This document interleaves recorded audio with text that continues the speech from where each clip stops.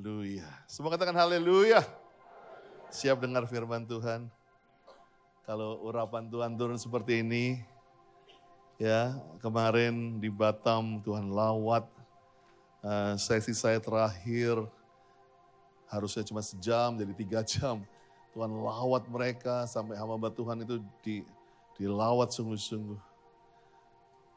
Sebaik-baiknya di tempat lain, aku selalu rindu rumah dan aku harapkan di rumah sendiri, urapan itu juga turun. Thank you Jesus. Saat ku menyembahmu,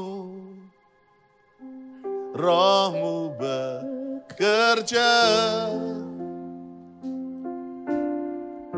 Saat ku memujimu, kau bertahta di atas pujian. Saat ku menyembahmu, Yesus. Saat ku menyembahmu, rohmu bekerja. Saat ku memujimu, kau bertahta. Angkat tanganmu. Ku angkat hati, ajar mata kami melihat. Ku pandang kekudusanmu. Saat ku sembah, ku pujimu, ku rasakan kehadiran. Angkat hatiku.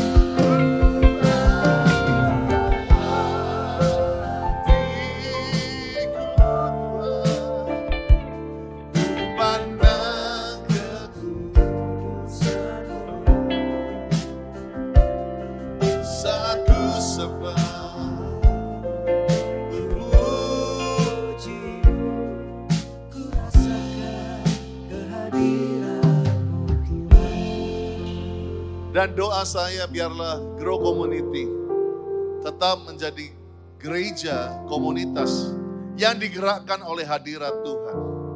Yang setuju katakan amin.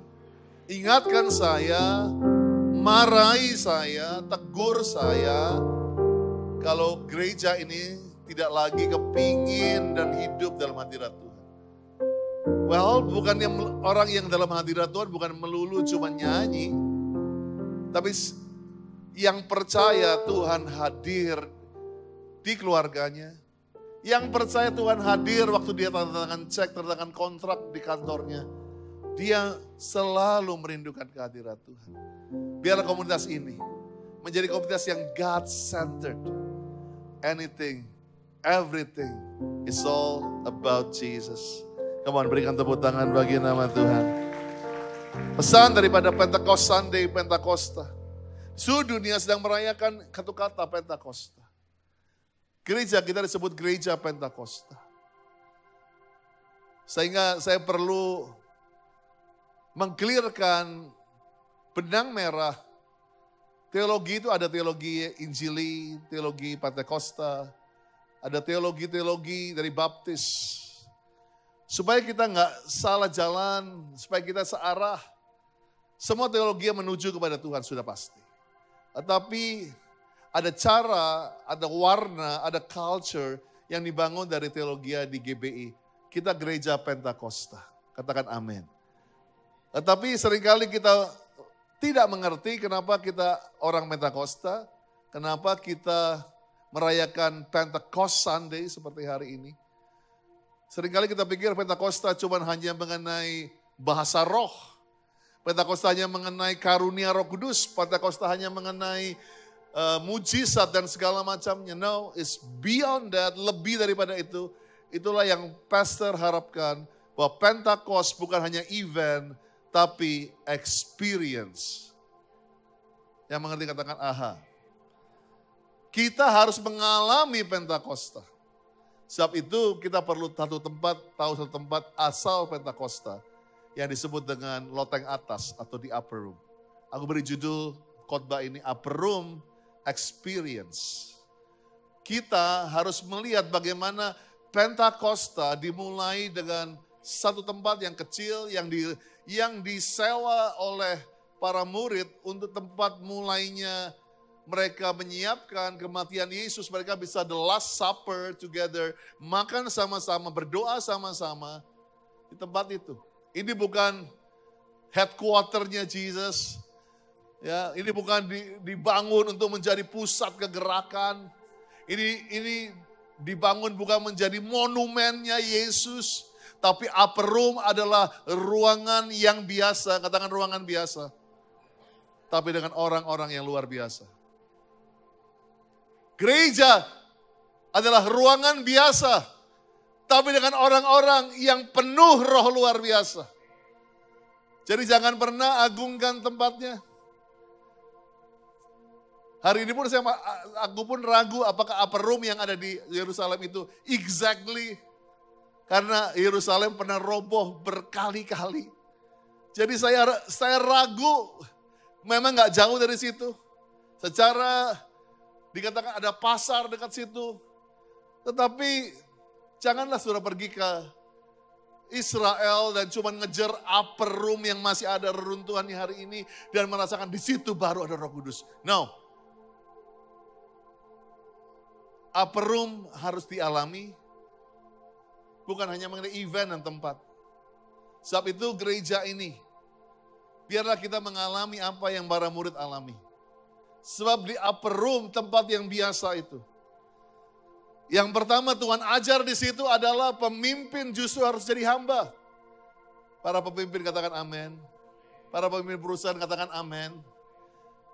Yesus kasih contoh, kalau kamu mengalami upper room, kamu dapat kuasa, tapi justru kamu cuci kaki, membasuh,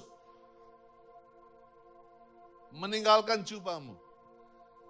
Biarlah gereja ini, Tuhan akan bangkitkan banyak kepala-kepala dan bukan ekor, katakan amin. Akan banyak pemenang, bukan pecundang, katakan amin.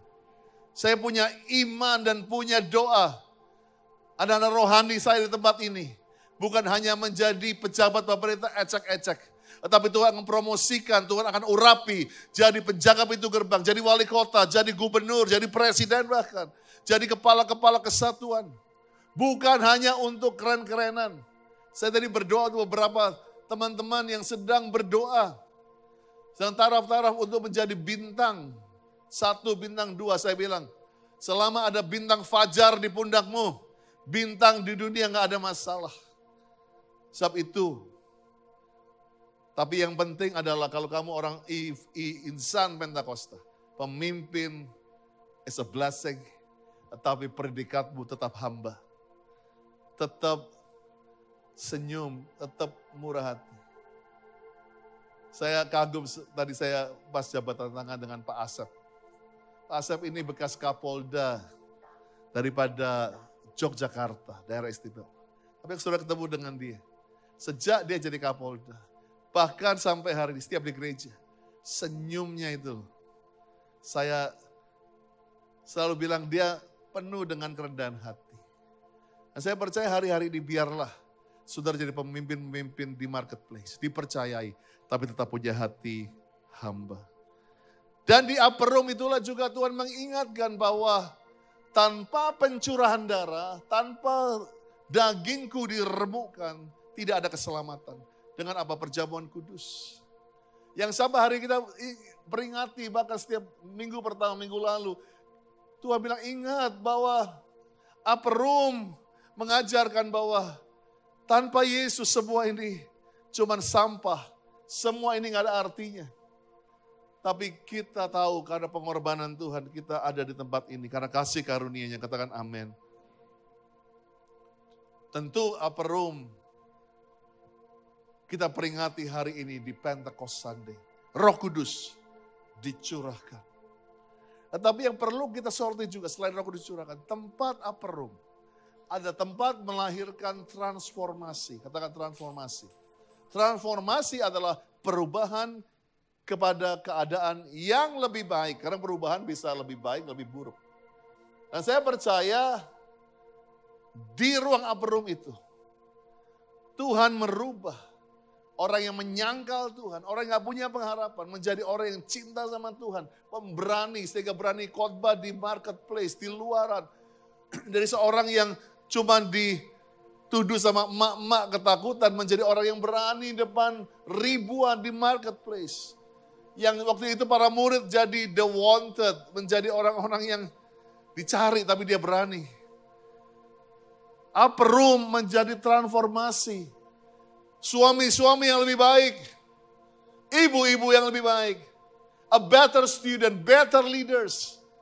Sebab itu mari kita kembali. Kenapa gereja dikenal gereja Pentakosta, tapi gereja nggak kembali ke esensi Pentakosta. Sebab gereja tidak mentransform umatnya. Gereja hanya mengumpulkan orang-orang. Tapi tidak membawa mereka ke lebih baik. Discipleship. Pemuritan adalah izinkan kita yang menjadi murid dan nanti kita mencetak murid, katakan amin. Karena di ruang upper room itu, mereka masuk sebagai murid, tapi keluar mereka siap memuridkan segala bangsa sampai ke ujung bumi.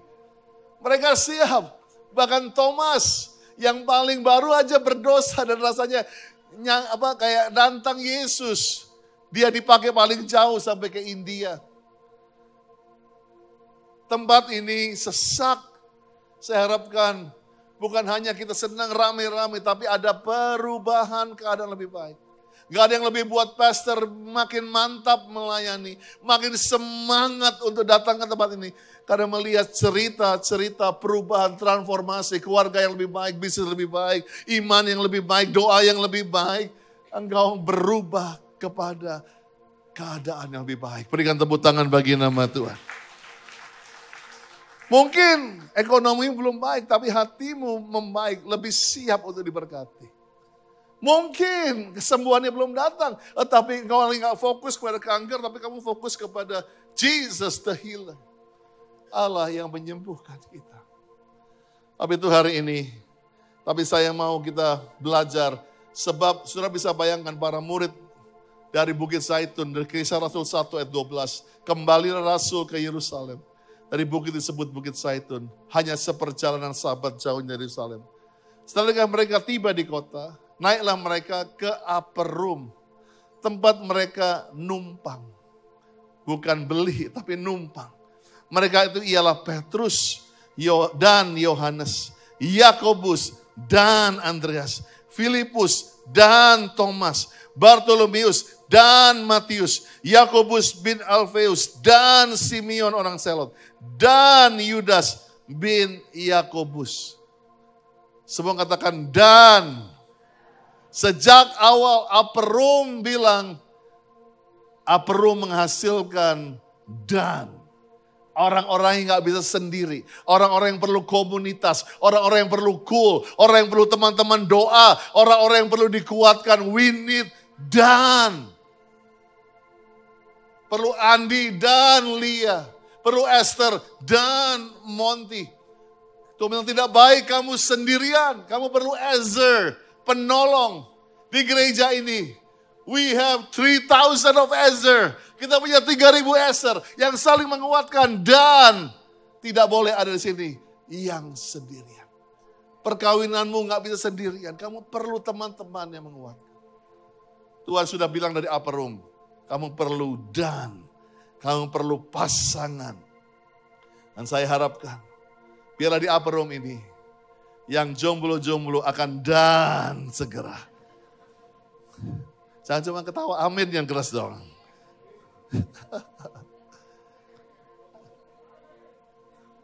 Yang amin yang sudah punya dan seringkali. Benar loh, pastor itu doa loh. Banyak anak-anak baik di sini. Tapi dannya gak kelihatan. Gitu.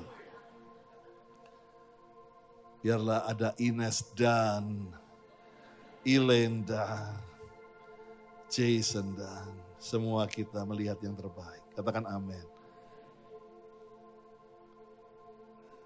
Bahkan Kisah Rasul 2:14, mereka semua bertekun dengan sehati.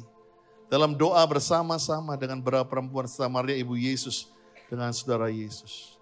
3 hal kita belajar di upper room experience. Yang pertama, gereja harus selalu punya rasa haus dan lapar akan Tuhan. Semua bilang haus, Semua bilang lapar akan Tuhan. Sudah bisa bayangkan waktu mereka masuk ke dalam ruangan upper room setelah 3,5 tahun spend time with Jesus, walk with Jesus, eat with Jesus, belajar, dimuridkan. Tiba-tiba kamu kehilangan dia. Ada yang lagi LDR di sini? Boleh angkat tangan? LDR people. Ada yang lagi pacaran jarak jauh? Nggak ada di sini, semuanya aman-aman aja LDR. You know, ada di situ. Susah ya LDR seringkali ya. Pengalaman nganterin ke airport. Dan pulang makan nggak enak ya kan. Dan anakku yang kedua setiap berapa hari tinggal teman baiknya dia akan nggak bisa makan. Dan itulah orang yang LDR. Mereka bilang, come on. Apapun yang rasanya nggak enak, ada yang kehilangan. Saya percaya mereka masuk ke ruangan upper room itu. Mereka rasa yang pertama mereka kangen. Semua bilang kangen. Berapa terakhir kamu kangen sama Tuhan? Berapa waktu terakhir kamu bilang, Lord, without you, I cannot do anything. Sebab inilah gereja mau diingatkan di Pentecost Sunday ini. Gereja udah lama gak kangen sama Tuhan. Bukan mengenai kangen emosinya, tapi di sini justru yang paling ngeri. Gereja gak lagi perlu Tuhan. Bahkan di survei di Amerika, 60% gereja bilang kalau Roh Kudus gak ada, gua masih bisa jalan. Ada pembicara bagus, ada musik yang bagus, ada lighting, ada LED, ada gedung. We can still do church. Kami bisa buat gereja kok tanpa Roh Kudus. Sebab itu dari awal tadi, pastor minta ingatkan, tegur, marahi pastor. Kalau gereja ini sampai cuma jadi tempat kumpul. Tapi tempat ini, biarlah selalu berkat Tuhan. Kalau Tuhan gak ada di sini, kami gak mau di sini. Katakan amin. Make sure loh kalau Tuhan gak ada di sini. Tempat ini menjadi percuma sesakan seperti ini. Lebih baik kita dimsum di luar. Lebih baik kita sedang naik sepeda lagi San Mori di luar sana. At least kita menghirup udara yang lebih Sunday, car free day semuanya. Kalau bukan Tuhan yang kita cari di sini, sudah bisa bayangkan kita akan disebut orang-orang yang paling pecundang, orang-orang yang paling gak masuk akal. Tapi saya percaya, why? Setengah 11 ini saya selalu kagum saudara sampai 4-4 sampai ditolak. Masih datang ke gereja karena saya mau make sure kalian cari Tuhan. Kalian perlu Tuhan. Kalian gak bisa hidup tanpa Tuhan. Saya percaya kalau waktu itu lagu itu udah ada, Petrus mungkin akan nyanyi, ku tak dapat hidup tanpamu Tuhan. Ku tak bisa hidup tanpamu. Mungkin Yohanes di pojok dia cuma nyembah. More than anything. And more than anything. I love you Jesus. More than anything. More than anything, more than anything, more than anything. I love you, Jesus. More than anything. Mungkin Yakobus juga langsung nimpali. Lebih dari segalanya, ku ingin Kau Tuhan, emas, perak dan permata tiada artinya. Ku ingin lebih dekat, ku ingin lebih dekat.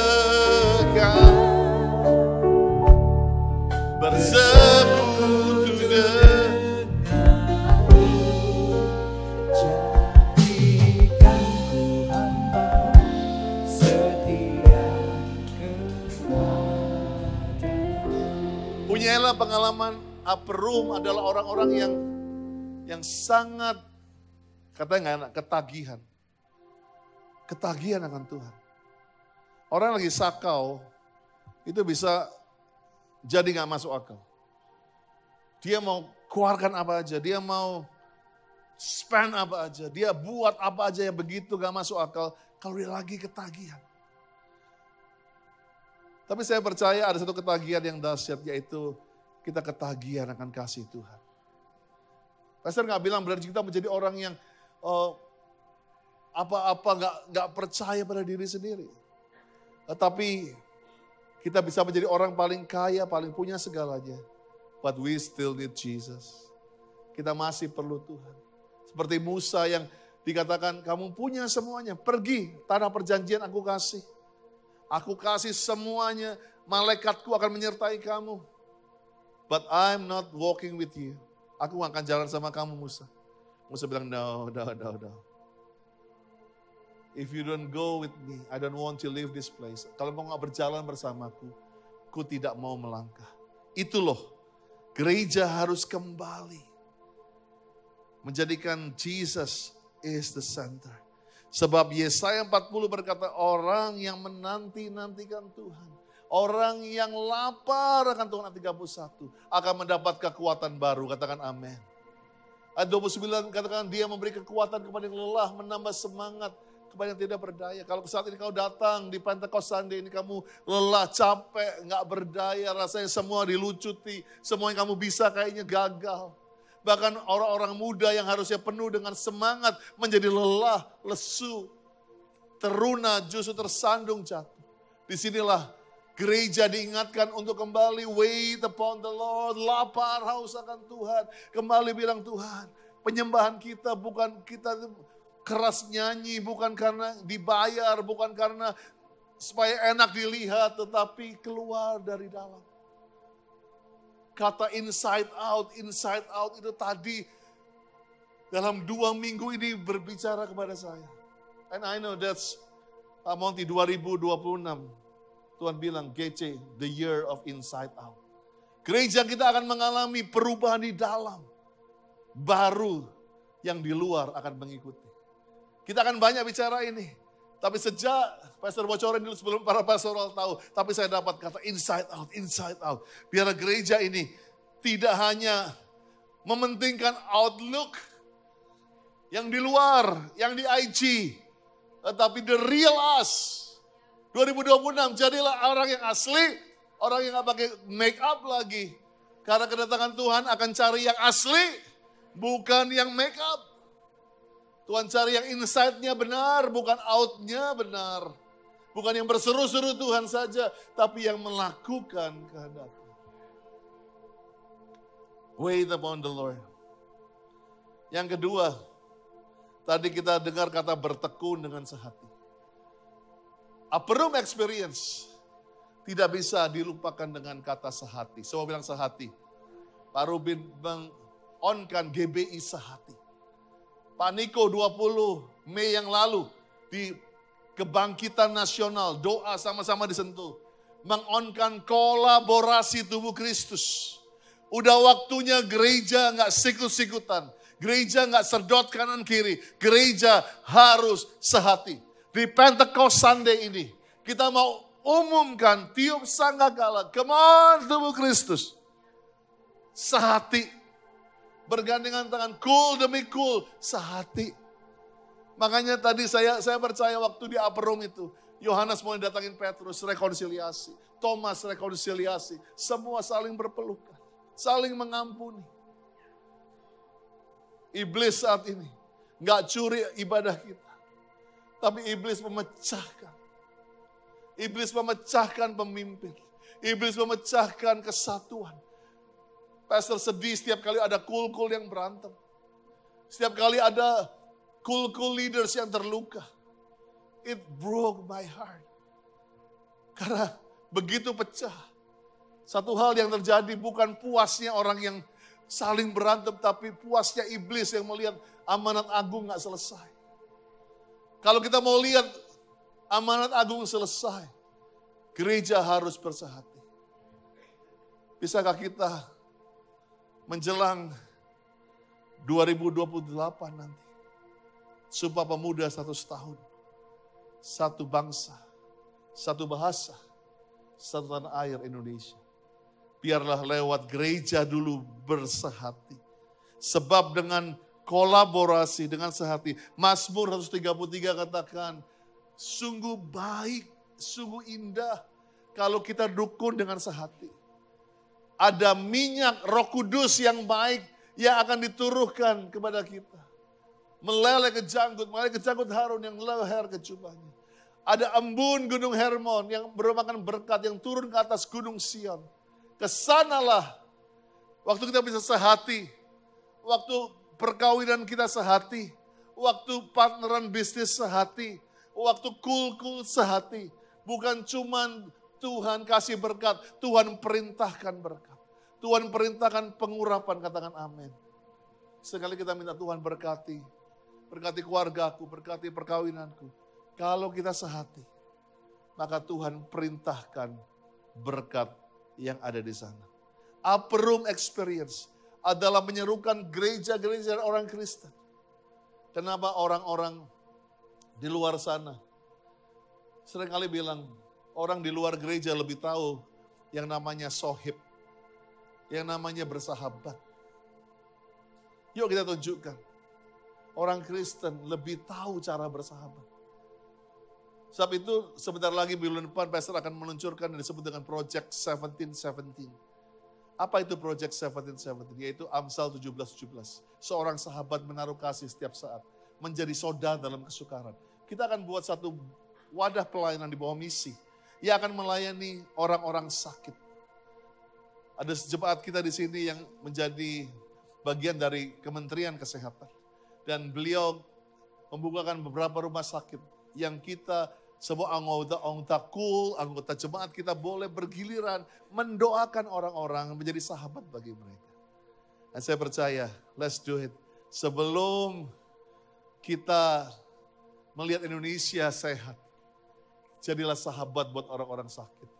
Jadi orang-orang yang punya hati bagi mereka. Yuk berikan tepuk tangan bagi nama Tuhan.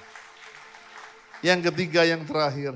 Seorang murid bilang, ingat guru berkata sebelum dia naik ke surga. Kamu akan menerima kuasa. Semua bilang kuasa. Kalau Roh Kudus turun ke atas kamu. Kamu akan menjadi saksiku di Yerusalem. Di seluruh Yudea Samaria sampai ke ujung bumi. Yang ketiga, gereja harus kembali punya kuasa untuk menjadi saksi Yesus. Ada dua subpoin yang saya akan tutup dengan ini. Kata kuasa dan saksi Yesus. Gereja mau tidak mau. Dan harus kembali kepada pengertian ini. Gereja harus menjadi tempat kuasa Tuhan dicurahkan. Katakan amin. Saya ingat waktu di Karsa Pemuda, gedungnya jauh lebih sederhana daripada ini. Tapi di situ setiap minggu kuasa Tuhan dicurahkan. Setiap minggu iblis diusir. Setiap minggu tumor-tumor rontok. Saya lihat orang-orang lumpuh jalan itu mingguan biasa di Karsa Pemuda. Tapi lihat hari-hari ini. Apakah iblisnya makin membaik? Apakah penyakitnya makin membaik? Tidak. Semua makin jahat hari-hari ini. Tapi yang kehilangan adalah kuasa Tuhan. Memang ada waktu sempat kali kuasa Tuhan menjadi dijual. Maafkan hamba-hamba Tuhan yang menjual kuasa Tuhan. Yang menjadikan kuasa Tuhan barang dagangan. Menjadikan kuasa Tuhan adalah syarat.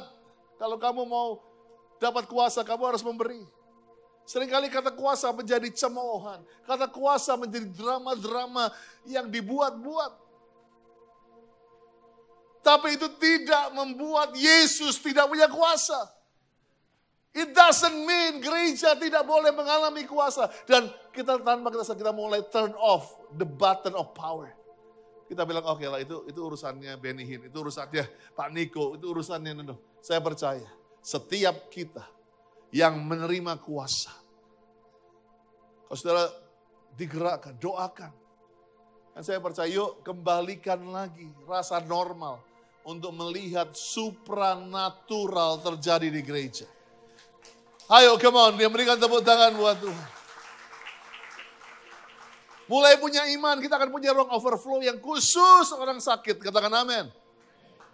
Dan biarlah mereka datang dan tahu bahwa ada yang lebih dahsyat daripada Gunung Kawi, ada yang lebih dahsyat daripada ponari anak kecil gitu. But the Son of God, Jesus Christ, is here. Yuk kita makin berdiri sama-sama. Tetapi yang pastor ingatkan yang terakhir adalah apa Ruh menjadikan kita saksi Yesus. Menjadikan kita look like Jesus. Saksi Yesus adalah kalau orang mau lihat Yesus pada zaman ini, mereka perlu lihat etalase. Mereka perlu lihat display. Kalau saudara pergi mau lihat mobil, maka mobil yang terbaik, mobil yang paling indah ditunjukkan di situ. Saudara mau beli mobil karena saudara displaynya baik. Dan saya percaya di situlah kenapa gereja stuck di situ. Karena gereja berhenti memproduksi orang-orang yang speak like Jesus, walk like Jesus, pray like Jesus. Siapa yang percaya Roh Kudus itu adalah roh yang sama pada yang di dalam Tuhan Yesus. Katakan amin. Roh Kudus bukan new kid on the block yang baru muncul di hari Pentakosta. Dialah Allah yang Tritunggal sejak awal.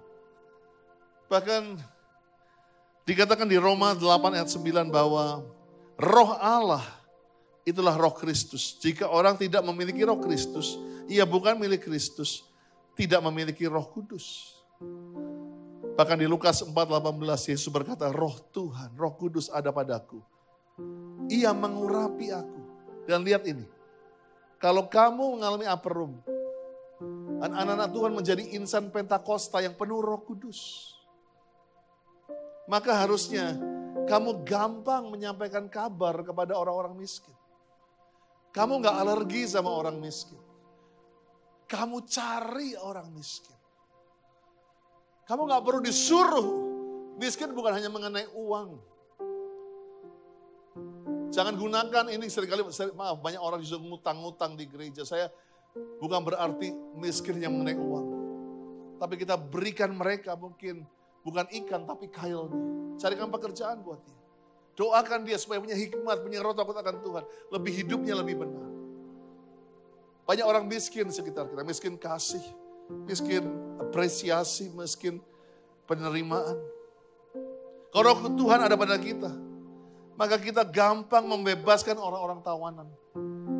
Kita akan pergi, orang-orang yang terikat, orang-orang yang setelah tadi suara nyembah dengan bebas. Lihat kiri kananmu ada orang yang coba diam, ketakutan. Kamu akan gampang, can I pray for you? Kalau roh Tuhan ada padamu, kamu akan dipakai membebaskan orang tawanan. Dan penglihatan bagi orang buta. Membebaskan orang yang tertindas. Dan memberitahukan tahun rahmat Tuhan telah datang.